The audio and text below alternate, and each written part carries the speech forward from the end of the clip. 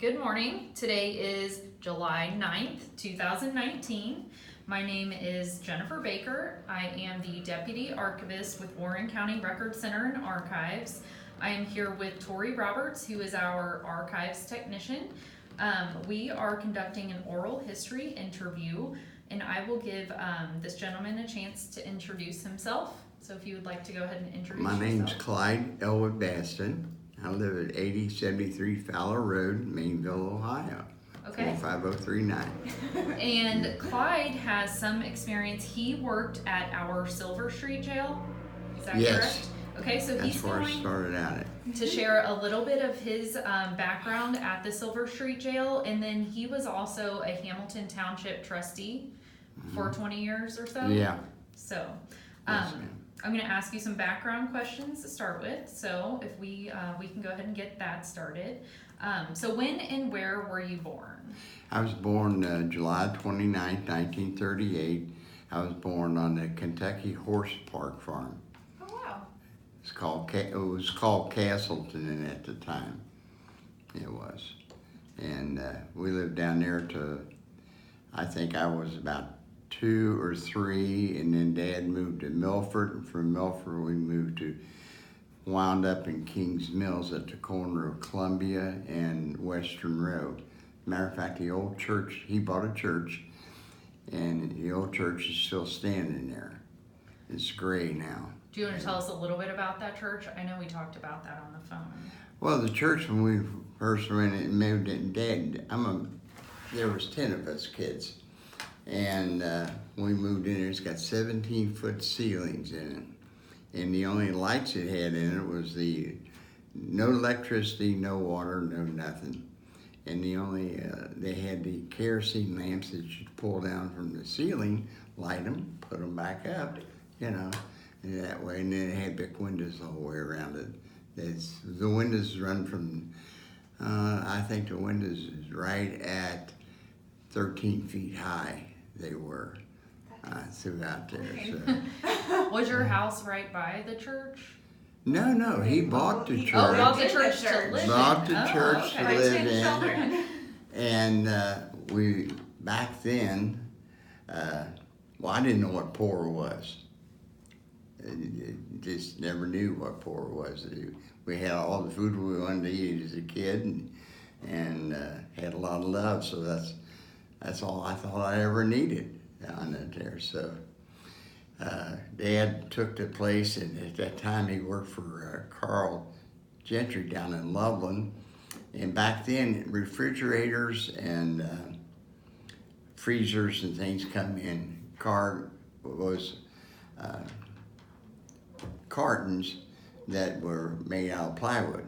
So what we done was took the plywood, which was 6.5 feet high, and divided the church off into several rooms for the boys, the girls, the kitchen, dining room, Mom and Dad's room. They divided off into 3 bedrooms,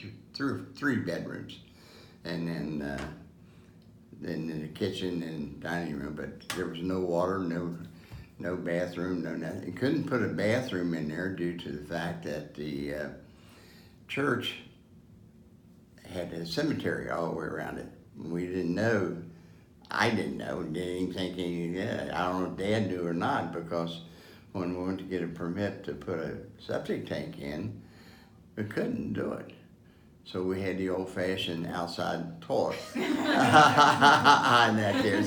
So I really never got to an inside bathroom until I was married. Good reason to get married. Right, get your own bathroom. Especially in But, Ohio, winter. Yeah.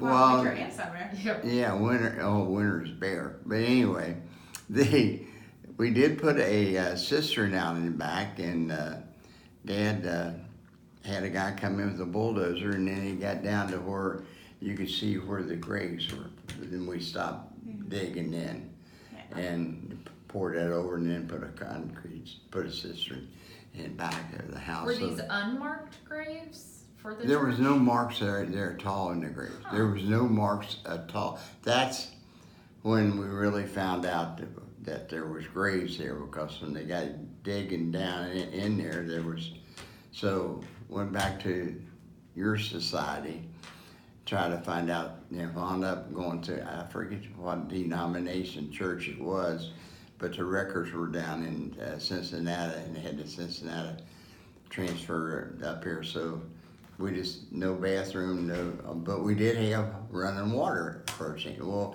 as kids used to carry it, there used to be a school on the corner of Western Row and Columbia, and before they built the one in Kings Mills years ago, and it had a well on it, and Dad got permission to use the water out of the well through the county, so we carried it probably from here to the main street out here every day. So I hated Wednesdays because that's when Mom washed. You had to fill up, oh, you had to fill up all the tubs and everything, and then washing like that there. But I mean, she had 10 kids though to help, right? oh yeah. So do you well, my brother and I had to.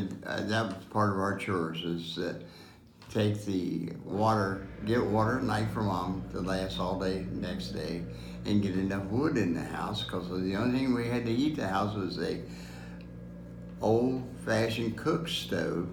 It had a water heater on the side of it, and that's where we got our hot water at. And we had to get enough wood in to last the night and the next day, and that was part of the job of doing it. Of course, the girls was house cleaning, cooking, and things like that there. So it is on there. So. And I graduated from Kings Mills in 1956. So did you go to the school that you guys got water from? Is that No, that had changed over. The land had sold to Mr. Green, I think the name was, and he gave permission, but we got permission from the county to get water out of there too. And there's a well we carried in 5-gallon buckets to the house on that there. So, like I say, I mean, I didn't know what poor was, so I got out of high school, and that's the truth. I didn't. I mean, we had all the love in the world. We had Mom kept her clothes clean and had plenty of food to eat. Well, of course, we raised about an acre garden every year. That's what I was about to ask. Yeah. If you had your own. Yeah. So if you didn't raise a good garden, you didn't eat no winter time. Yeah. Imagine a lot of canning happened. Oh, a lot of canning, and they used to power boil them. That's what they put them in. Put the stove, get a range out there, and put the ring out there, and put the tub on top of it, and get the water boiling, and then put the jars down in there and power boil on that there. Mom did that, and then we had a little place out back that Mom stored the stuff in. So they had. I look back and I think, well, how in the heck did Dad ever raise 10 kids? I had enough problem raising 3 of my own, and I adopted one. So, I mean. I'm one of 2, and my parents had enough trouble with the 2 of us. Right. Yeah.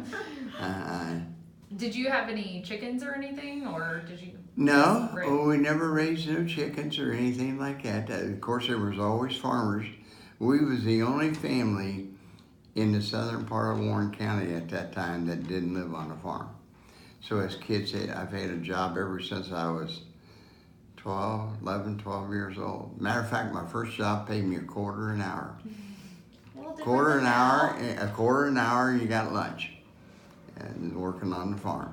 So we had the Campbells, the Renters, the Grooms, and the Wiggins, and God, I can't think of the other guy's name. They had 2 boys. They lived up there where Kings Island's there right now. That farm. So we, as kids, had jobs all the time to work. But I told my kids, they well, I ain't gonna work for that. I said, well, I worked for a quarter an hour, and I worked at 3 or 4 different farmers. Yeah. What did you do at the farms, or what are some Anything jobs? that had to be done. And dig one summer for Mr. Grooms, I put a mile fence up. The fence was a mile long. It was all hand dug. The poles were all hand dug and stretched and things by old Oliver tractor and anything to do on the farm. matter of fact, my first job was going behind a corn picker. Of course, they was just coming out then, and that was picking the corn picker mix. And you picked it and threw it in a pile, and then you come back and picked it all up after the day was over with on that there. So, I mean, I never thought anything about it. So it was just a job. It was on there. I enjoyed it. Go ahead. I'm sorry. No, you're fine. We like your help. Anything you can give us. Yeah, absolutely. So, well, growing up in Kings Mills, of course, Kings was a small community, and going to school there was, I think there was 28 or 29 graduated my class then. Of course, the old schools tore down, and of course, the new schools been built up there. It has. At one time, Kings Mills had all the tournaments, because they had the biggest gym in Warren County, and they had all the basketball tournaments down there. So, Did you play any sports in high school?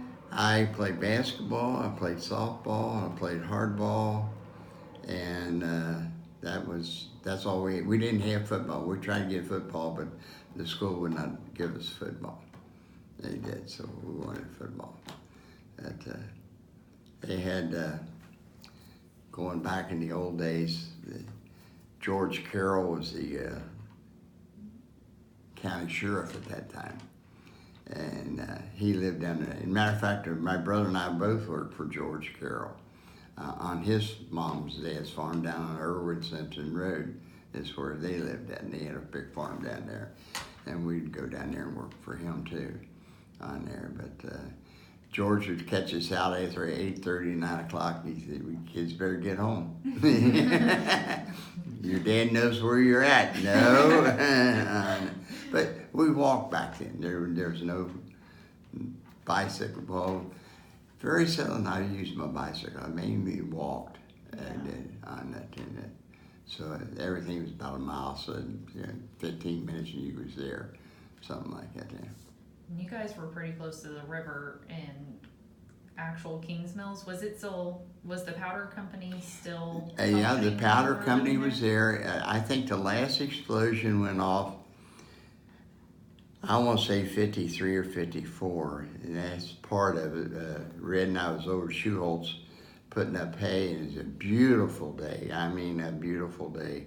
And all of a sudden, they heard the explosions and big clouds come up. And of course, back then, everybody went to church. You had to go to church. Dad said, "You go to church, you go to church." So you go to church, on that. So we was talking about what a way to go to heaven, just get on them clouds and ride it to the sky. But about an hour later, hour and a half later, they got Red, his dad, the last one to get killed down at the King's Powder Company. It was, and that's when they quit making powder down there. It was in the early 50s when they blew out every window on the side of the house. On the side of your house? Yeah, every window on the side of the Which that's probably what, a mile at least? Oh, a away? good mile or so. I mean, Yeah. you could hear it coming across the field. I mean, you could hear the rumble coming across. It was on there. Yeah. On it there. So, I mean, and the old church is 3 brick thick. There's 3 layers of brick built up on it. It'll be there forever. It never will fall down. Yeah. That's all there is to it. Well, those were all the original glass windows, right? that were Yeah, out? they were. Oh my. They were the original glass windows, and the only thing we could do and it took like a week or so to get some people out there to try to get the glass put back in, and the insurance and all that. So we had to put blankets up on the windows to keep the air, keep it dark there. Yeah. No light on that side of the house at all. It just blew every window out of the house. Goodness. On that there, so. Huh. I don't think I quite realized the boom traveled that Right, far. yeah. Oh, it traveled, unreal. I mean, it just, and Dad's, actually the first time it blew up, I want to say it was around 52 or 53. I'm not for sure of the date. And it was at nighttime, and it just looked like noon. And Dad's all, get away from the windows, get away from the Well, you can imagine 10 kids, they're going to the window to see what's Right, making what's on going on, you know? going on. And so we had the windows blown out twice. Oh, Wow. my. They did on there. Can't even imagine. Yeah, Right. on there. So, yeah, there was a Queen City gun club up there in Maple Park. I used to work at up there as a kid. Trap shooting is what it was. Well, as a matter of fact, the high school's there now. There was a big debate on that land when they bought the land, the school bought the land For Kings Mills High School. for Kings Mills High School due to the fact that the lead contents in there That's right. from all the buckshot going out. So they had to go in and clean out probably about 1.5 feet or 2 foot deep of all that land and where the shots would have went and before they could start building the school. They got athletic fields out there too. Yeah, Yeah, the big old Kings football field Yeah. back there. It is back there. And that was one of the problems at that time in Maple Park. It was, but I mean, nobody thought about lead and stuff back then. No. They didn't, but I went there. So how long did your parents live in that church? I would say from 52, 53 to, let's see, I graduated in 56, Dolores, Rhonda, 62. They lived there to after Kings Island started to build. I don't know when Kings Island came to. That was open in 70s. 1972, I believe is what year that opened. And then Dad sold it to Kings Island. He did. Of course, the kids were all gone by then. It's just him and Mom, you know. Where do you fall in the range of 10 children? If you were born in 1938. 6. You're 6? Okay. Yeah. My mom passed away when I was a year old. Oh, wow. And Dad remarried about 2 years later to I call her Mom because she raised me. That's Right. all there was to it. And then they had 4 kids. Oh. Yeah, I had to. I had to go through. Well, with 10 of you, Right. Yeah. process. Well, and he adopted one. You was talking about the place out here, Mary Haven? Mayor. Oh, okay, yeah. On that there, and Dad adopted Luana. So I mean, he adopted her when she was little. About 1 year old, 2 years old. I was already married and gone then. And so Mom started all over again. she did. So that's what got me interested. Well, we'll go back to the sheriff's office. When I first started with them, they had the emergency police in Warren County. And Kennard was the sheriff at that time. What and year did you start? Do you remember? I want to say 50. I know I was in the fire department then. I was in the fire department and when I moved to Mainville, and Dad joined the emergency police, and he said he was doing a lot of good, and they did do a lot of good for the kids in Warren County. And I joined in. I will say 60, Okay. something like that. Under Yeah. Kennard? Under Kennard, yeah. And then Roy Wallace took over after him. And then I got really interested in law, and I went through the programs that they had, and they had a Colonel Walter O'Brien had schooling, at least 2 schools a year for law enforcement. And I took everything I could take, because once you get the education, they can't take it away from you. You know, I got the certificates. Really quickly, what was the emergency? Warren County Emergency Police. Okay, can you elaborate on what that is? Warren County Emergency Police was set up basically for a training program, or people that might be interested in law enforcement. In doing so, they Kennard set up a program, and my dad got into it first, and then I followed him into it. And it was basically, like I say, Warren County at that time was a poor county. They didn't have no money, they didn't have nothing. So they took us in and basically trained us to be a deputy sheriff. And then when Roy Walls come in, he said that started a training program for special deputies. And that was where you had the same power, arrest power and all powers as a regular deputy, but you only got paid $1 a year. It is. I still got some of my checks for $1 a year. I have. And Les Spaeth, I still got one from Les Spaeth. Of course, he was the treasurer here for years. And I got one signed by him for $1 a year. So, and most of the guys just kept them anyway, you know, that's all there was to it. And then when Roy took that over, he started programs, more intensified training. And they not only did police work, but we did a lot of, the emergency police did a lot of good for the community. When I, let's see, in 61, yeah, 60 or 61, when I joined, I was at the Mainville Fire Department in Life Squad. Then I joined the emergency police. But they did, what I really got interested was that Dad had a big barn over on top of Grandin Road. When he sold the place over to Kings Island, he moved over on top of Grandin Road, which was still in the Kings School District, which Luana was the last one of the Bastons to graduate from the original family. Now, my brothers and sisters, they had kids that graduated from Kings too. So I went into his barn one day, and I was coming home from work or something, and God, there's a whole bunch of people at Dad's house. So I went in there, and here was about 15 to 20 guys in there, men, grown men. They was having the time of their life. They had toys scattered everywhere.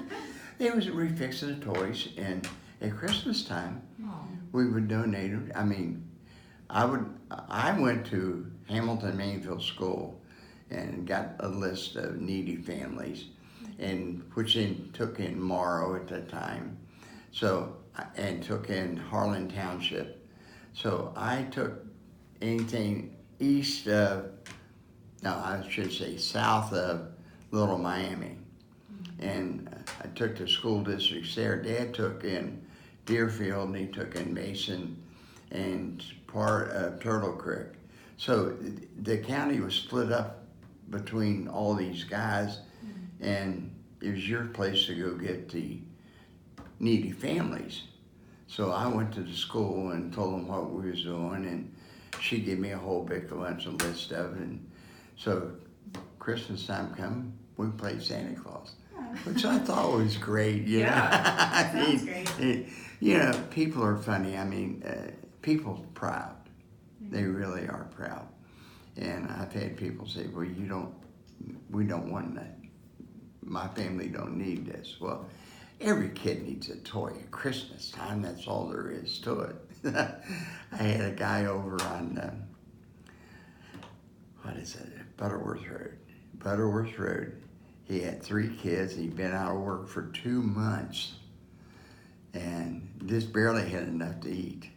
And I said, we was only supposed to get two toys to each kid. So he said, I don't want it. Get out of here. Leave me alone. I'm not taking it. I got to go find a job. And I was, okay, you know. So the wife, she says, I don't care what he says. I want the toys for the kids. So instead of giving them 2, I give each one of them 3 toys to go. So, I mean, the guy come back about 6 months later and apologized.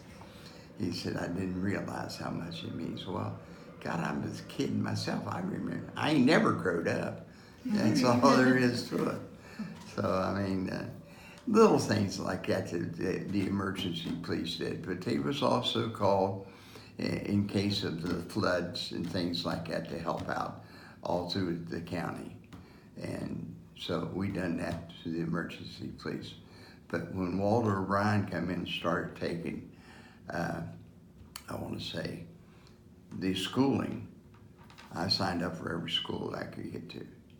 As a matter of fact, I was in the second class that graduated from law enforcement school out of LCI.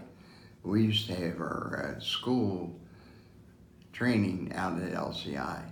And we went through all, boy, it's the weirdest feeling to walk in there and everything locks down and locks, you go through another door and locked down, and then you're in the open with all the prisoners. It was a weird feeling to have, but it paid off. It was First-hand experience, yes, for sure. Right? It is. I mean, really weird. Yeah. Really quickly, just background question. Besides working on the farms, did you have any other jobs prior to starting? Honey, I've had them? 3 jobs all my life. Okay.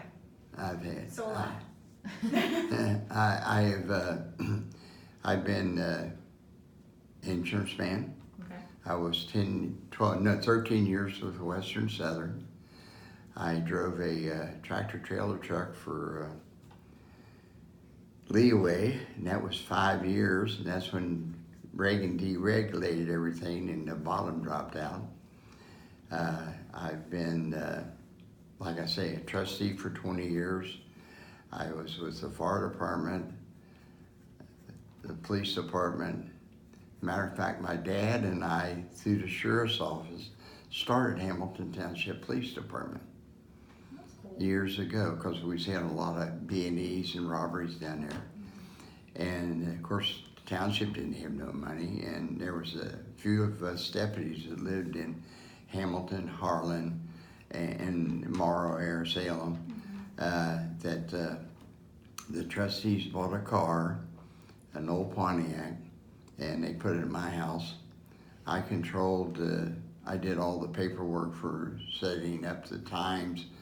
You would work, she would work, or somebody else's times, different times of day and night, so that we had 24-hour protection. And ours B&E rate dropped down from like, what was it? I think it was around 3 or 4 a month. It dropped down to nothing because back then everybody went to bed at 9 o'clock. Really, my Foster Meanville Road, my kids after 6 o'clock at night could go out and play in the middle of the road. Now you can't even back out your driveway at 1 o'clock in the morning without traffic stopping you. But there was enough,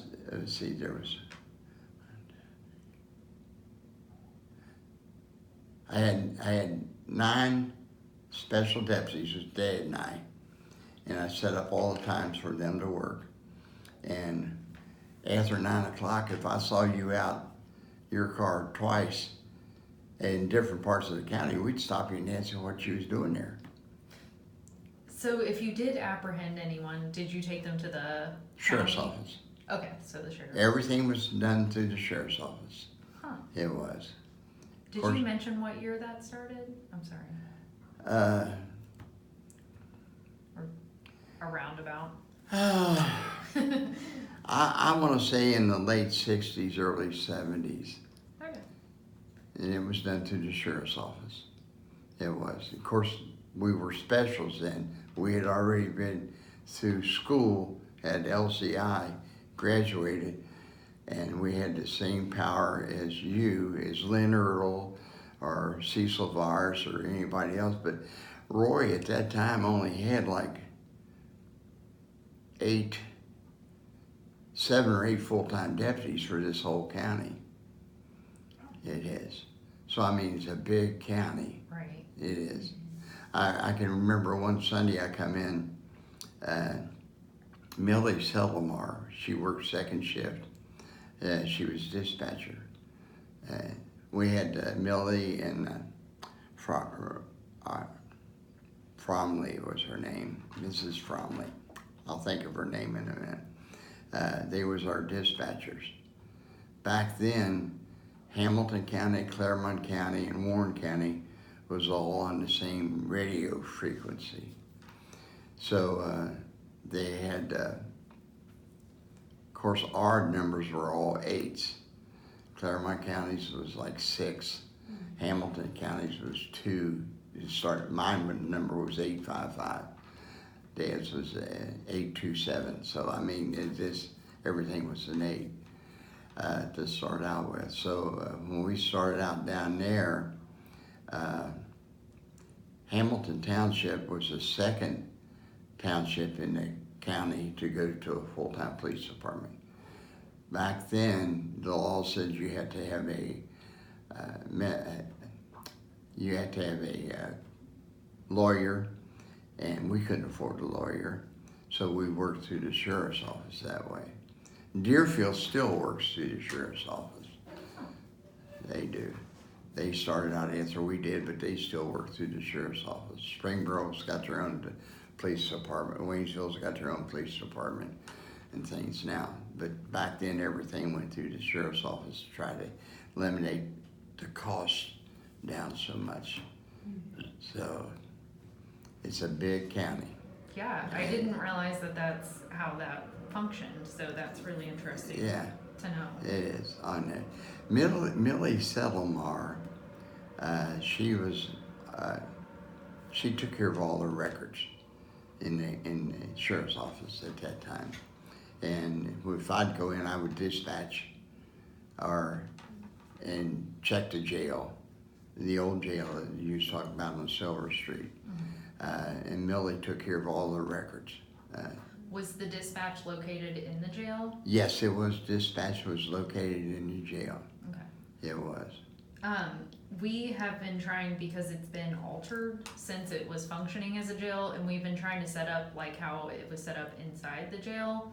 So we had the residents in the front part. Was Kennard living there when you started? Do you remember? No, he was not living there. Okay. He was not living there. Roy Wallace wasn't living there either. So, I mean, that was before my time. Now, they said that somebody did live upstairs at one time. Okay. Because that was the jail and the sheriff lived upstairs. But as far as, if you'd walk from the courthouse into the old jail, this is right across the alley, right there, or the driveway you want to call it. You walk up about 5 steps and you walk right into the sheriff's office, and to the right was the desk for, I want to say, paperwork and things like that. And right off to the left was where you bring your prisoners in, set them down, talk to them, interrogate. And right also had the dispatch and things was set up here on the right-hand side. It was. Okay. But there was no families that they lived upstairs. They did not live downstairs. Okay. At the time. And then, so you've mentioned a couple of the people that worked with you at the jail. Do you have any other memories of other people that worked there with you at the time? Yeah. Troy Gilly, he was a sergeant at the time.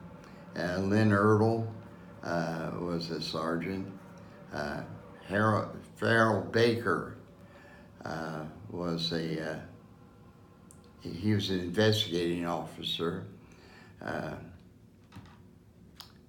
Walter O'Brien was the captain, and Homer Burlau was the sergeant over the men that was out on the road. They were on that there, back when I started. It is. But that was the only men that sheriff had at that time. They didn't have nobody else out here. It was till the specials came in, and when the specials came in, after we went through the training and all like that, they eventually put us out on the road on that there. Okay. And then, what was a typical day like? Typical work day like at the jail? At the jail? Well, I generally worked a split shift. I worked second and part of third because after 12 o'clock at night in Warren County back then, this county was dead. I mean, you wouldn't see nobody. I have drove from Lebanon to Butlerville, come on back down through Morrow, go down through Mainville, come up through Foster's, and get back to South Lebanon before I seen a car. What was the lighting like on the roads? There was no I was lighting. about to say, most of it's in rural areas. It was so- all rural, it was all county. I mean, it was all farmland at that time. And Walter O'Brien said the best thing you can do is communication. You see a farmer out there, pull over, stop, and then pull his tractor up there and talk to him for a while. Let him know that you're here, let him know he's important, and get the communication back to the people and where it needs to be. And that's what I try to install into my men when we start our police department down there. You look out for the people on that there. So that's basically the way I was trained at that time. Do your job. Be sure you're right when you do it, because there's times that you're going to mess up. Right. That's all there is to it. But I tell you what, out of all the jobs that I've had, I think I like the police work better than anything. I really, because never one day is the same. It's Right. always different. You see some gruesome things. Back then, we took all reports, accident reports and things like that. The only place to eat in this county at nighttime after 11 o'clock was Franklin Truck Stop. That was the only place to eat. And we'd all try to meet over there around 5:30, and eat breakfast and then get it back out on the road before traffic really started to hit back up then on that there. So, was both of you here raised in Lebanon, or I was. you was? I'm from Butler County, You're from Butler County. Middletown, Monroe. Well, what are you, 18, 19, 20? 25. 25? Lord, that's been years ago. There was a school teacher in London, and out here on 123, she had a wreck, and she had 4 boys with her. They'd been over to a place over near Clarksville, at a bar, and she hit a tree. Like I say, you see some of the things you try to put out of your mind, and you just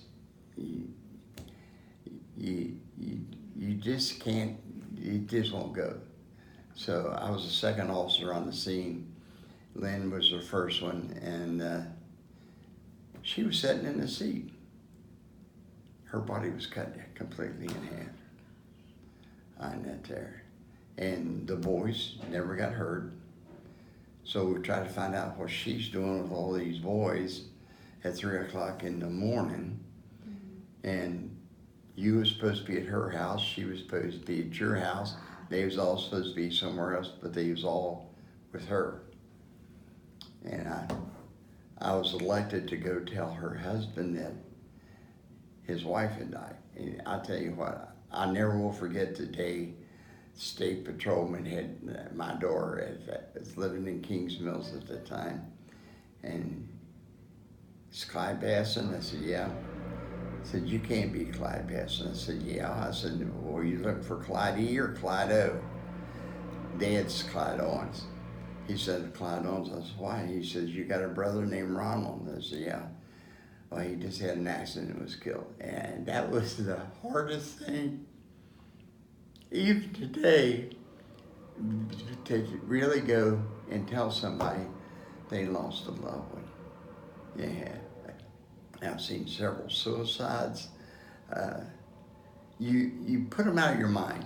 You try to put them out of your mind. But something will come along, going down the road, a song will come up, and somebody will say something like, wow, that happened 35 years ago, and it seemed like yesterday. Yeah. That's just part of the job, I guess, on that there. But the building right out here in Green Knoll, is not the little first building over here on the right-hand side? Yes. That's the one that we built for nothing for the county. Okay. Is it the one that sits right by the infirmary building or the Health and Human Services building? Yeah, I guess. Right off Yeah, that yeah, same off driveway? same driveway. Shanta building? Okay. If you come down the driveway, it'd be the first driveway to the left and goes back in Right. there to that was Green Knoll School. It is. And that's where I first met my first retarded child. I didn't know what a retarded kid was. Never dreamed what a retarded. Never been around one. So the wife and I decided to get us back to your place out here, and every county had their own home at that time. And I was talking about the Blevins. Red and I worked together, and his dad got killed. Well, a year later, or 2 years later, I was married, or 3 years later, I was married, and Mrs. Blevins got remarried. And then her and her husband was in an accident that killed both of those, and they had a little baby, and I wanted the baby. I wanted the baby, and the wife wanted the baby. So we go out here to adopt the baby. So we was out there, and you're too young to adopt, you don't need to adopt, we want to adopt a baby. Why can't we adopt a baby? Well, there were so many restrictions put on. They even come down, and I had just bought a new house.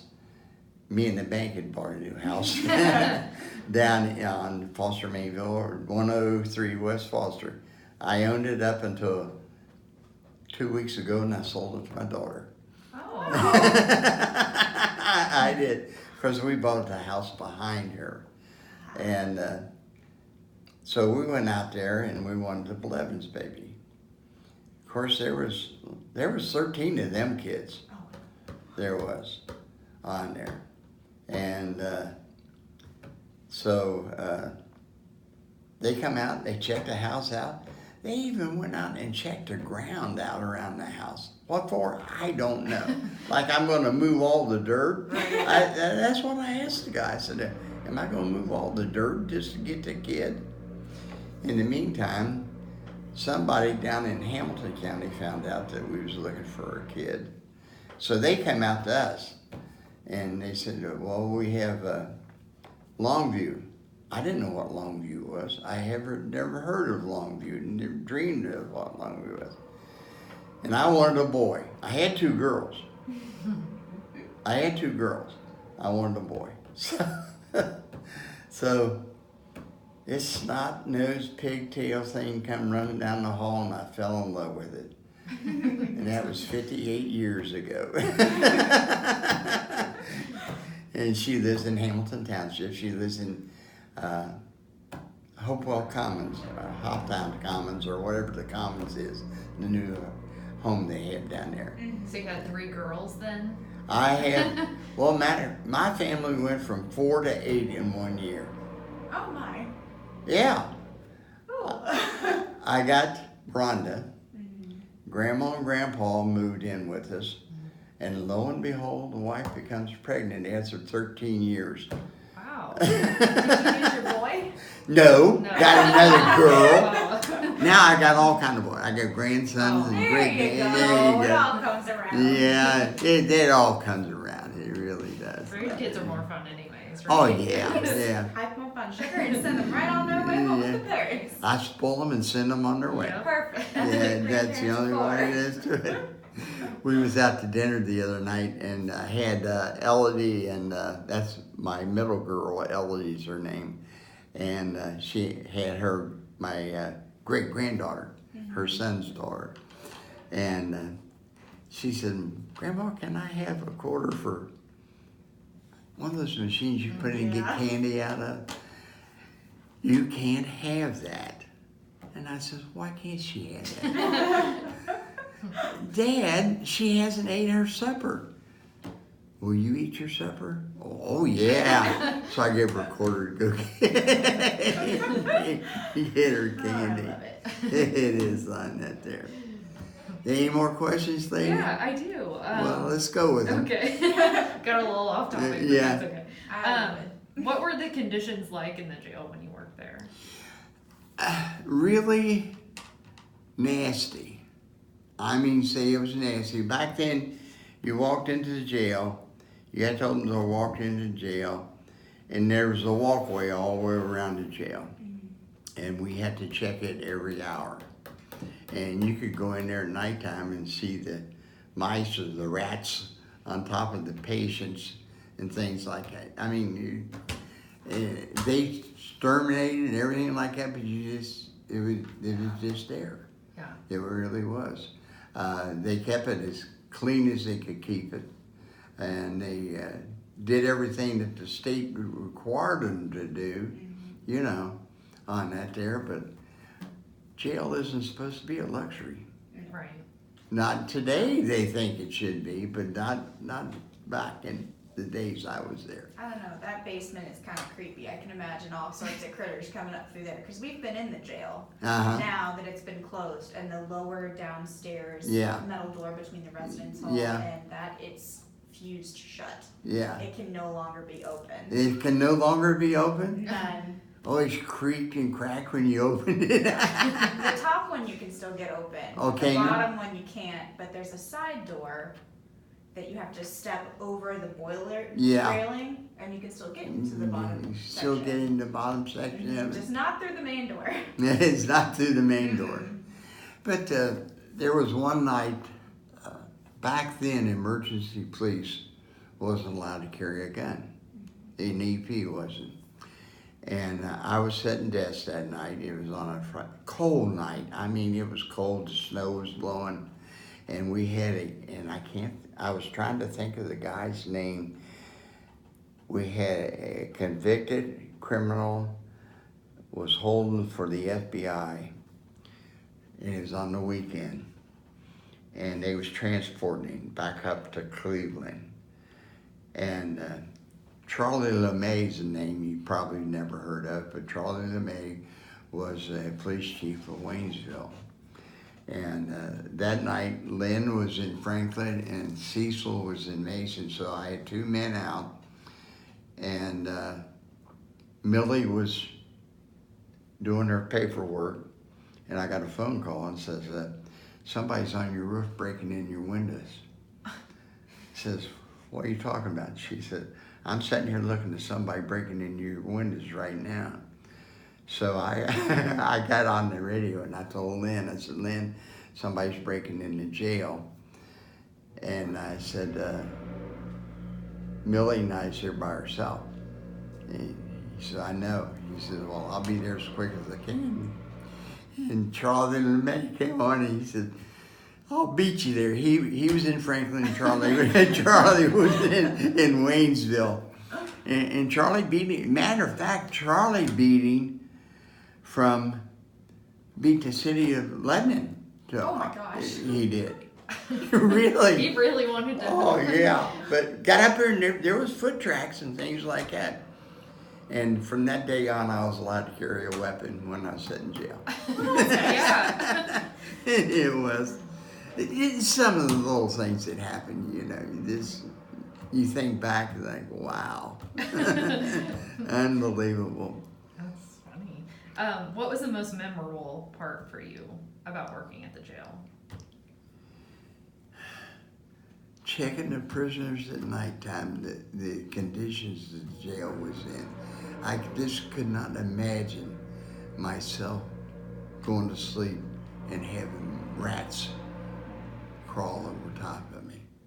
And that just put a fear in you that you never wanted to hear that door click behind you, because once that clicks, you ain't getting out. Yeah. That's all there is to it. Yeah. Matter of fact, I had a real good friend of mine. Matter of fact, him and I was trustees for a long time together. He had Craig, Chris, and Kevin. There's three boys, and it was on it was late Friday night. they picked the boys up. And I called Freddie. I said, Freddie, come and get the boys. What for? I said, well, they're up here now in jail, and I got to put them in jail, and I don't want to put them in jail. Freddie says, well, I'll teach them a lesson. I said, Freddie, you don't understand what I said. He said, Clyde, you heard me. Let them stay. That was the hardest thing for me. Them 3 boys, good kids. You got a kid, you got a kid. You got 2 kids, you got a half a kid. You got 3 kids, I don't care how good they are, you got no kids at all. Because what one don't think of, the other one do. And all 3 of them will go along with it. So they was knocking down mailboxes. And they bought them in. They caught them and bought them in. So I said, Freddie, I hated to put those kids back there in jail. Because I knew the families. Well, back then, everybody knew everybody. Was. I mean, when I took office, there was only 2,000 people in Hamilton Township, whole township. And when I left office, there was like 20-some thousand people in Hamilton Township. It was. But I mean, these are good, hard-working kids. And like I say, you got 1 kid, you got 3 together, then you don't have no kids. But their dad made them go out and put before they went to court, he made them go out and made them all pay for their own mailboxes and put them all back up, made them go. And the judge says, well, there ain't nothing else I can do to you. Right. Judge Herdman, I don't know if you remember Herdman, Paul Herdman, yeah, on that there. So I enjoyed his court. I did, because you never know what he was going to say or do or think, on that there. But that was one of the, and some of the accidents and things still stick. I had a tractor trailer truck accident right there at 22 and 3 and old 22 and 3 in Foster's, above Foster's. Back then there was a big gully over on the left-hand side coming up. He swerved to miss a car, and the guy in the back was sleeping. There was a sleeper, and the trailer come unhooked and cut the cab in half and cut his whole head off. Oh gosh. Well, when we got him out, he's still alive. He's alive today as far as I know. Oh my gosh. Just like his whole cranium just come off of it. And we didn't have the equipment then that you got today to pick up that trailer truck and things. We had to use jacks, and there's a fill station across the street, and we got his and put air hoses and tried to get the trailer up to get him. Once we got him out, we just let it back down and went on. Little things like that you remember, on that. It's just, you sit back and you wonder if it's well worth it, but it was worth it. It really was. In the old jail, they first come out with automatics. Troy Gilly was the first one to have an automatic. And he come in one night and turned the corner, and he's sitting there talking, and he's showing that everybody wanted to see his new gun. And we was all looking at it, and all of a sudden, bam, bam, bam, bam, bam, bam, bam. He gave it to somebody, the guy pulled the trigger, and he got 6 shots up at one time. Boy, you talk about some chewing and stuff that day when the sheriff come in. Oh, man. Little things, comical things like that. Yeah, it was. I know you've already shared a couple funny stories, but do you have any other funny stories that you'd like to share with us? Well, for years, I had 3 years or 4 years in a row, I worked Frisch's as a lot cop on Friday and Saturday nights. And, of course, I don't drink, never have drank. Which Frisch's? The one in Lebanon? Lebanon's Okay. Frisch's. Well, it was back, the old Frisch's. It wasn't in Lebanon at that time. Where was it? Well, the old Frisch's, it's got the glass over top of it. That's now Billy's Burgers and Beer. Okay, Oh, okay. Billy's Burgers and Beers. That wasn't in Lebanon. that one in the city of Lebanon stopped at the stoplight down the other side of the Creamy Whip down there, and that Lebanon was in the city of Lebanon. But on Friday and Saturday night when ball games come, there was no place for the kids to go. So they come up and go around and around and around. My dad has told me that he did that in the 70s. Yes. Yeah. On that there. They go riding at Frisch's. You're right. And it was the Thriller.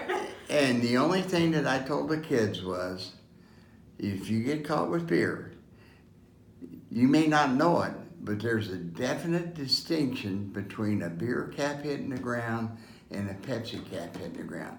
You can tell the difference when it hits the ground. Now, I catch you with the beer, you have a choice. I try to give everybody a choice. You give the beer to me, and what beer you got left, and leave for the night and don't come back tomorrow night. If you come back tomorrow night, you're going to jail. That's all there is to it for consumption. So the old saying was, well, you give beer to, well, I didn't drink. I had a garage full of beer. And my wife is just raising Cain about that beer. And well, I don't know what to do with it. I don't want to throw it away. I mean, that costs them kids money. I think the last year I worked at, the guys was wanting to have a party. Bob Warnicki was the manager at Frisch's. Bob Warnicki or Dave? Bob Warnicki was the manager. He had a place out on 123 out here going towards Tomorrow Farm. And they wanted to have a party. And I said, I'll tell you what, guys, you want to have a party. And how many people's going to be there? And when I get off work, I'm going to come out there and see if those people are still there. Well, they'll be there all night, Clyde. We're going to stay all night. We're going to stay all night. Okay. I said, I'll tell you what. Come to my house. What do you mean come to your house? I said, all the beer that I've collected in the last 3 years or 4 years, you can have. But I want to list the name of all the kids that's going to be there. And there was 26. When I got there was 25. One girl got sick. And I give them all the beer. I shouldn't have. I know it was against the law and all like that, but it was their beer. I mean, I didn't drink it. That's all there was to it. Yeah. I didn't like beer. On that there. So When was this? back in let's see, it was before I was trustee. It had to be in the 70s. It was. He might have been. Huh? Who knows with him? Dad turned 16 in 1978. He might have been there. He probably was. Anyway, but I can tell you what. Tiny dude at the time. He was like 5'4". I knew where we went in the county, anywhere in the county. The kids sat there and they would talk and drag race and things like that there, you know. I said, guys, well, yeah, that was him. It's back when the streak was on. You had a guy, two guys streak through Frisch's. Oh, no. Yeah, they jump over the fence to Walt Ludy's down there. Somebody down, the Ludy's waiting for him to pick him up and put him in the car. Is that why his fence isn't there anymore? On that there, but you knew the kids. I don't know. The kids are kids, you know. Yeah. Well, matter of fact, I was a kid myself. I was only 22, 23 on there. We had a good time. We really did have a good time. A lot of the other deputies wanted the job, and Roy said, no, that boy gets a lot of information for us from them kids up there. And I knew where they was at, what they was going to do, and things like that all the time on that there. Back then, we could have radios. Our cars could have a police radio in it. Roy says it's always better to have another set of eyes out there. There was when Your personal car had my one? own personal car had it. Matter of fact, two things. I was going to work one night down at Leeway, and there was a robbery at Kings Mills, Ohio station, right there on the expressway. And I was on old 3C at the time, so I just got on 71. I was going down 71 to Norwood Lateral and cut over, and here comes this car by me. So I get on the radio and I told the county, I said, I got suspect in view. I said, get me a cruiser down here because I can't stop him. Although I had red lights in the grill of the car and a siren and things, I said, but it's an unmarked car. So Hamilton County, like I said, was all on the same band. Hamilton County came on and asked where I was at. And I told him I was just crossing under 275, heading towards Pfeiffer. And back then, you got on top of the hill by Ronald Reagan Highway, down the little piece over there was a cutoff. You turn around and come back. And I went past there, and there was the Hamilton County sitting there waiting, and we caught a bank robber that night. We've been robbed at that. And so, I mean, little things that are, what was the other one I was thinking about? We had a lot of fun doing the kids. But a lot of the guys are trained different then than what they are today. I mean, everybody, you can't do things that we did then and get away with it, you know. Even though you wasn't hurting anybody, but somebody would say you'd be against the law today. It would. So, I mean, and you wonder why people don't have no respect for the law enforcement. They don't. The kids today don't have no respect for law enforcement. I have two, I wish I'd brought them with me. I have two pieces that I'm really proud of. I have a medal that was given to me from the county commissioners for starting the Hamilton Township Police Department. Means a lot to me. And I think I'm the only person that's out of Hamilton County has a honorary thing from them, certificate from them for police work. Of course, I worked down at Highland Towers and I worked at the Queen City Club at nighttime. And of course, you get to know the police officers and the horses and things like that. Of course, they used to have a good horse patrol down there. And of course, I asked the guys to come in and want a cup of coffee, you know. So, I mean, just working with the people, little things means a lot to me. It may not mean nothing to nobody else, but it means a lot to me. It really does. So, I guess I've been in civil work, I want to say, helping people out ever since I was in high school. Because when we was in the 11th grade at Kings Mills, Mason Fire Department come over and talk to you. And of course, Mason was way over there, and they had Kings Mills. Your job was, if a fire broke out, we'd go get, and we had the old-fashioned carts that pulled the tanks and pulled the tank to the fire, and it was full of water till the fire department got there. That was, and then when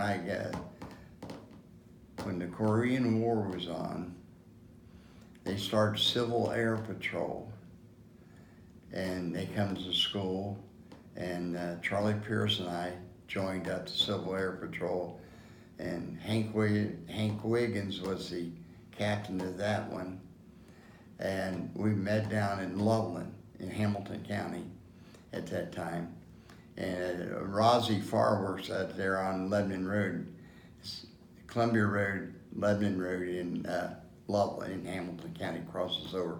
They had a stand out in the middle of the field, and we'd sit there and count the airplanes that went over at nighttime, which way they was going, and could you determine what type of airplane it was. And I'd done that for 5 years. And they did away with Civil Air Patrol then. They did. Did you mention that you had a story about the Wright Pat? Oh, that's when the Air Force, the bomber. Oh, the crash into the radio tower. No, there was On old Hamilton Pike, back in 50s, flew out of Dayton, and it crashed over there and put a 95-foot curve in the ground. My goodness. It did. And that was back, oh man, that was back in the 50s. Yeah. Did you look it up? So we have a researcher that comes in frequently, and he did a whole bunch of research. Dwight Rowe, I don't know if you're familiar with him. He volunteers over at the Historical Society, but he wrote up a whole thing about it. Oh, did he and was really? trying to find information about the crash, and then there was someone else in recently wanting to do research on it, which we don't really have a whole lot at the archives. Yeah. But well, back then they didn't have the news or whatever you have today. You know, it's not instant today. Back then, you might got it a week later or something like that. I know that once the Air Force got down there, man, they just blocked everything off and everybody moved away. Well, right, because, I mean, was it rumored that it was carrying a bomb? It was carrying a bomb. Right? And rumors that it was carrying a bomb. It was. And we didn't know. I was working in Mason at that time. Dan and I was working in plumbing. And it went off and somebody said an airplane crashed. And I guess we was probably 15th or 20th person there. And all you could see was parachutes hanging in the trees with bodies in them and pieces of people laying around. The coroner's report is not pretty. No, it's not. Because we have it here, we have the coroner's, and it has pieces of information and says the names of the individuals, what their rank was within the Air Force. Well, that I don't know any of that. Yeah, it has that, and then it says some of what you're saying where individuals were like just body parts were found, or some were very much just There tired. was a case where I saw the man pick up a finger and took a ring off of it and stuck it in his pocket and put the finger back down. I got so mad and so disgusted, I ran and I told Dad. Dad says, "You saw what?" I said, "That man over there," and he had on an old-fashioned, I won't say farmer's wool hat. It was checkered, different colors. And he had on a brown jacket on there. It was not a heavy jacket, but he got on a brown jacket. And the first officer that I saw that came from the Air Force, I went up and told him, and I pointed the man out. And they went and got him, and they took him away in handcuffs that day. That's terrible. I said, "If you need me, I'm here." I never heard no more from it or anything like that at all. But I mean, it's funny how things come back to your memory and things like that there. It's just unreal.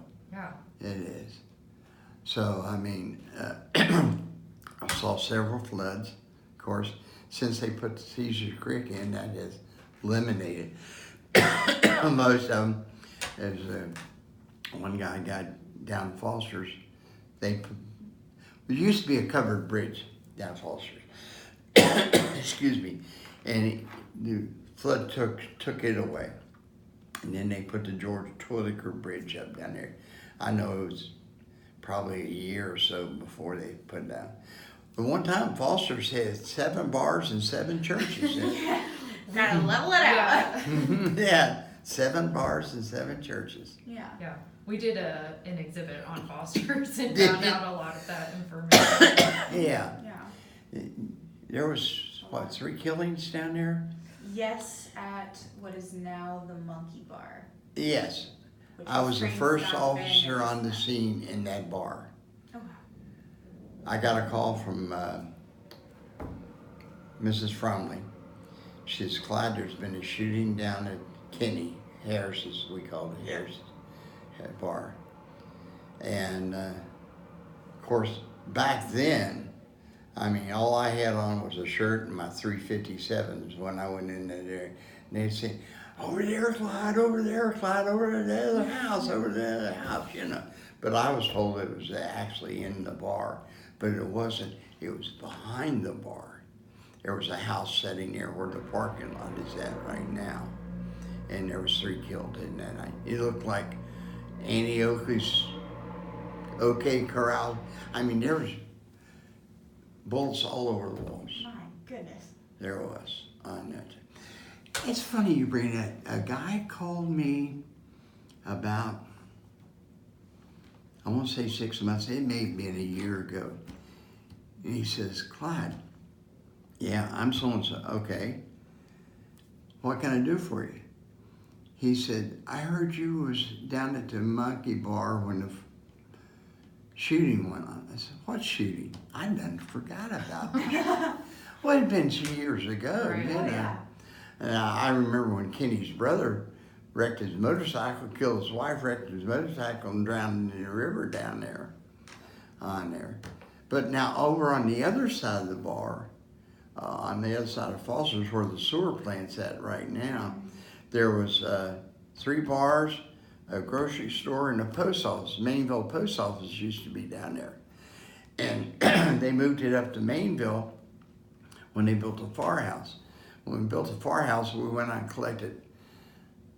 You could buy 5 brick, 2 brick, 1 brick. Everybody went out and collected money to buy the brick for the firehouse. But to pay for it, because we didn't have no money. And Les Ogden was the architect. And he was good friends with the post office down in Cincinnati. And they had talked about moving the post office out of Foster's because of the flooding that went on down there. So, excuse me, he figured out a way to pay for the building, put the post office in there, and let the post office pay for the building for rent. And that's what helped get the firehouse right in town of Mainville. Now there's a fire company in there, fire business person there that protects fire equipment and stuff like that there. That has the old post office, and the rest of it's the firehouse. So they're building a new firehouse down by the administration building now. That's been in plans for years. It has, but we just didn't have the money. Now we got the money to get it done. It has. When we first started, when I was a liaison officer, the trustees met in the firehouse chief. They had 4 chairs, had a desk, and the room wasn't quite, I would say from here to the wall, about this wide. And that's where the trustees' office met then, on that there. So, I mean, but they and I did the help do the plumbing and wiring in that building, and turbine power out there. Well, it's a storage place now. We did the plumbing and wiring, and that Les Ogden designed that one too. He did, and that's the Hildebrandts started out with. That started out as a car jack place to change tire changers. It was, and then the union came in and they said you can't afford it. And the union says you can't afford it, and says they went out of business. Said they couldn't afford it. I'm sorry. No, you're I fine. I give you. No, it's great. No. I think I'm done with my questions. So if there's anything, when did you stop working for the jail? When I become a trustee. So what year was that? Do you remember? God, I don't know, 1980, I think. 80s. Okay. Be in the later 70s, early 80s, something like that. Because when I first ran for trustee, you could do both. You could be a trustee and you could work for the county. But once I got in office, they changed the law. Says you can't do both, so you got to do one or the other. So I thought, well, instead of enforcing laws, I'll in positions to help start making laws. Right. So that's when I decided to be. Millie and I talked about it a long time. No, we really did. She's a sweetheart. Her husband Don, he was the deputy sheriff too, Okay. Settlemar. And I think one of the boys works for the county water department. I'm not for sure. I'm not sure. I don't know that many people in the water department. On that there. There's a lot of them. Yeah. There's a lot of guys who work in the water Yeah, department. a lot of guys work in the water department. And they're not even all at this building. Right. No, they're not. Yeah, so that's all the questions that I have. So unless you have something I else. watched Kings Island grow. Matter of fact, I've got a piece of the Eiffel Tower at home. Which is interesting because the church, for anybody who's watching this that's not familiar, the church that you grew up in is on the property that Kings Island is on now. Yeah, yes. And they've kept the church there. They're using it for storage. They Okay. went in and tore out every room that we put up, and it's just one great big church right now. It is. I don't know when the church was built, but I do know it's 3 brick thick. Yeah. And it's cool in the summertime and cold in the wintertime. Right. It is like that there because of the trees around it and the graves and things are out there. You can't do what you want to out there with it. Which is why I imagine it's still there. The Yes. fact that you Yeah. can't do much with the land. Well, No. there was another cemetery that is on the property that Kings Island is on. It's close to Great Wolf Lodge. That's for you. Yeah, it's for you get to. And there was also a campground there before Yeah. there was Great Wolf Lodge, and some of the graves have been moved. Yeah, have they? Yes, Yeah. I think they just relocated them within the graveyard itself, but Yeah. it's not uncommon in Warren County No. for graves Moving. to be moved. Yeah. Because the old South Lebanon Cemetery that was in downtown South Lebanon by their old school system is gone. Baseball fields were built on top of it. Yeah. And then the old gravestones are all cemented together in a line at the bottom of Union Cemetery. Yeah. Or Deerfield Cemetery in Union Township. I know that what you have to go through to move. We've moved some graves from Hoptown to Murdoch. Mainville, Hamilton Township has Murdoch, has Zoar Road, has Mainville itself, Murdoch, and they have one on the 3C highway. Just you could drop over the highway on the right hand side before you get to Schuster's down there. So we have 5 cemeteries that we take care of. Now that isn't counting the private cemeteries that's in Hamilton Township. That I know personally myself of 4 private cemeteries in Mainville and Hamilton Township where you can be buried in your own yard as you want to be. Even as of today, you can be buried there. But they do require you to have a vault and things like that now. Of course, back then you didn't have that.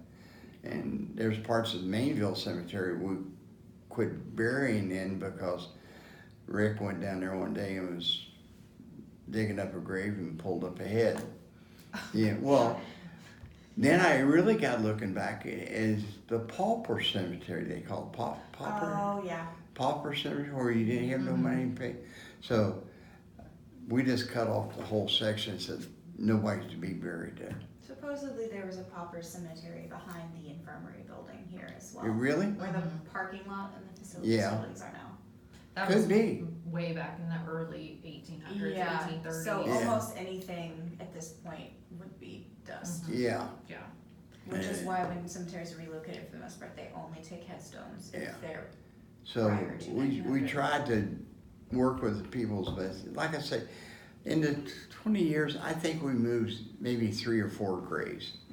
We did from one cemetery to another, or from the one guy bought the land, didn't know the cemeteries was on the land, and he paid to have them moved into Murdoch Cemetery. So I mean, which was close by, but it still wasn't where they was originally buried at. But Yeah. it gave him accessibility. He didn't want them on his land. So they did move him for him on that there, so. But the paperwork you gotta go through is unreal to get them to move. And you gotta have a coroner there to do it too. There's a lot of little cemeteries hiding Yeah. All over Oregon. Oregon. Yeah, Yeah. a lot of work. It's like there's that one in Foster's we were looking for, and we never found it. Whereabouts in Foster's? If you go behind the monkey bar and follow the bike trail down, supposedly there was one on the east side of the Little Miami River, about Okay. a half mile at most from Old 3C. Yeah, Old 3C. Yeah. I We know. never found it. We went looking, but we of course did not go on anybody's property because Yeah. that's not a good idea. Yeah. But we did not see any headstones from the road. But we I looked think at you're it. talking about the Bell Cemetery. I'm not sure. It said, so we keep all of the graveyard information Yeah. here from what is gathered, and it was a very small cemetery. Whatever It wasn't all the way to the end. No. It was back this way. I would say maybe between a quarter and a half mile. Yeah. I think it's before you come to the first house. I'm Back not there. sure. I don't recall. There's lot of As a cemeteries kid, that we are, used like, to run flooding my down, mind. you swim down there too. I wouldn't swim into that river for Oh, nothing. no. Well, we used to jump off the bridge Right. down there. There's a channel that goes down through there. Yeah. Well, when Hoppy Island, that's before your time too, was being built on that, there used to be a swimming pool down there. And kids cut in, the channel would go around the swimming pool and down to the old mill. Of course, the old mill's gone and everything's gone on there. And when Glen Irwin, there used to be a boat club up on this side of you turn off of Foster Socialville, take a left, you would take a right. It's all growed up in there now. There used to be a boat club there years ago. And Glenn and his wife was out, they used to run boats up and down the river. Of course, that's before they even dropped the dams out, you know. And talk about that. Got a picture of a 19 Model T Ford in the middle of the river. At wintertime, they used to go down there and ice race up all the way up to Kings Mills and back on the river. In their cars. In the cars. In their Okay. car. Okay. It was all flat. Right. And it really wasn't that deep, I guess, but it was about 3 feet deep, 4 feet deep, something like that there. But I mean, that's going back early 50s. Yeah, on that there. My goodness, I can't imagine ice racing on Little Miami River. Yeah, ice racing on Little Miami River. But when Glenn got it was called Glen Island at that time, got the swimming pool built, and he had like a little bar and everything down there, and it was going over real good. And then, well, one Sunday the boat club was out going up. They could not start their boats to after 12 o'clock. Well, all the churches, the people didn't want them making a noise at church. Yeah. The bars didn't care. The 5 churches did care on that there. So, I mean, he was driving, and she fell out of the boat, and he ran over her, and that did away with Glen Allen. It did. So he said, if anybody doing it again, he said he willed it over to the state, the land over to the state, and that way nobody could go down there and do anything. So they made a park out of it. That's, I don't even, I think it's called Glen Allen Park. I don't know. I think you're right. We went there. Yeah, on that there. It's got a little shelter. Now the canoe people put their boats in now to go down to Loveland or something like that there. Yeah, on that there. Well, ladies, I hope I helped you. I don't Very know. much so. Absolutely. On that there. Any questions, give me a call. Okay, Alright. I'll go ahead and Okay. end this then.